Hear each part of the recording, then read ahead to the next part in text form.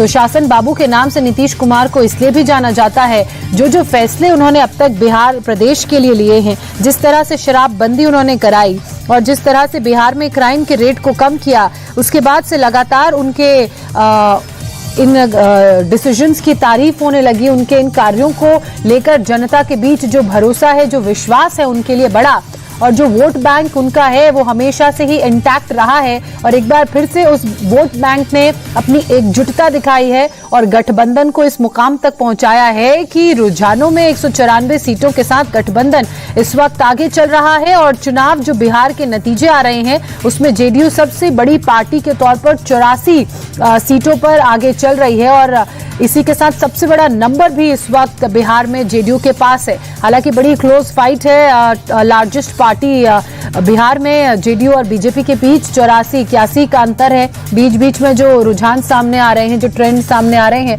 उनमें थोड़े से अप्स एंड डाउन्स भी दिख रहे हैं। कभी बीजेपी आगे हो जाती है तो कभी जेडीयू आगे हो जाती है। कोई भी पार्टी आगे हो, चूंकि ये दोनों एक ही गठबंधन का हिस्सा है, फायदा तो गठबंधन को मिलना है, प्रदेश की जनता को मिलना है।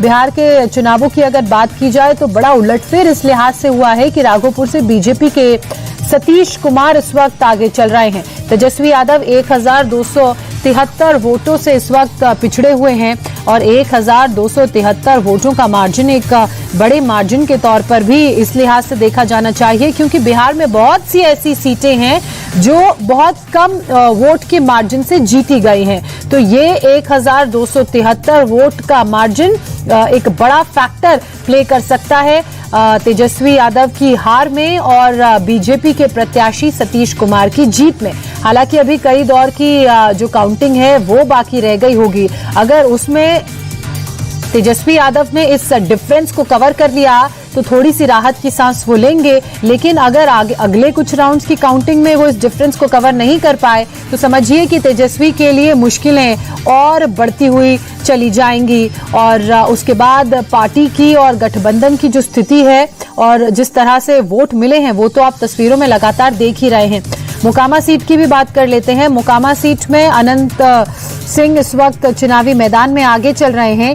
अनंत सिंह वही चेहरा जिसको लेकर बिहार की राजनीति में अभी कुछ ही दिन पहले खूब बवाल हुआ, उन पर मर्डर का इल्जाम लगा और इसी इल्जाम के साथ वो जेल में इस वक्त बंद हैं। हालांकि जेल से चुनाव लड़ने का उनका ये कोई पहला अनुभव नहीं है, ये तीसरा अनुभव है और ऐसा लगता है कि इस तरह वो बड़े कंफर्टेबल भी हैं। और जब जेल गए तो उन्होंने एक सोशल मीडिया ट्वीट करके, पोस्ट करके अपने वोट बैंक से, अपने लोगों से, अपने कार्यकर्ताओं से ये अपील की, बिहार की जनता से, खासकर मोकामा की जनता से ये अपील की कि अब मेरा चुनाव आप लड़ रहे हैं, अब मेरी जिम्मेदारी अब आपकी है।